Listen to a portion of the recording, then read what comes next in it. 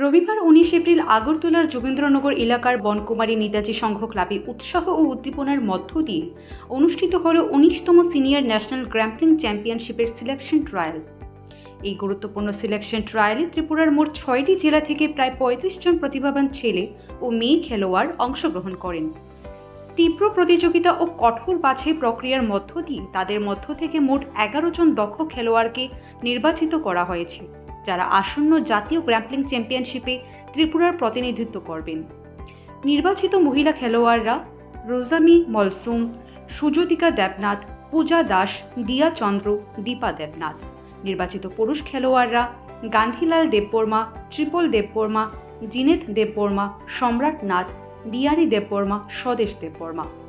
নির্বাচিত দলের কোচ হিসেবে দায়িত্বে রয়েছেন শ্রী উত্তম আচার্য, যিনি খেলোয়াড়দের প্রশিক্ষণ ও প্রস্তুতিতে গুরুত্বপূর্ণ ভূমিকা পালন করবেন বলে জানানো হয়। এই সিলেকশন ট্রায়াল অনুষ্ঠানে প্রধান অতিথি হিসেবে উপস্থিত ছিলেন রাজ্য গ্র্যাম্পলিং অ্যাসোসিয়েশনের কার্যকরী সভাপতি শ্রী তনয় দাস এবং সাধারণ সম্পাদক শ্রী উত্তম আচার্য।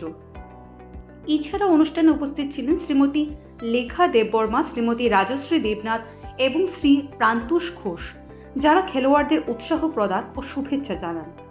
অনুষ্ঠানের শেষ পর্বে উপস্থিত অতিথিরা নির্বাচিত খেলোয়াড়দের আন্তরিক শুভেচ্ছা জানিয়ে আশা প্রকাশ করেন যে ত্রিপুরার এই খেলোয়াড়রা জাতীয় পর্যায়ে উজ্জ্বল সাফল্য অর্জন করে রাজ্যের নাম আরও গৌরবান্বিত করবে।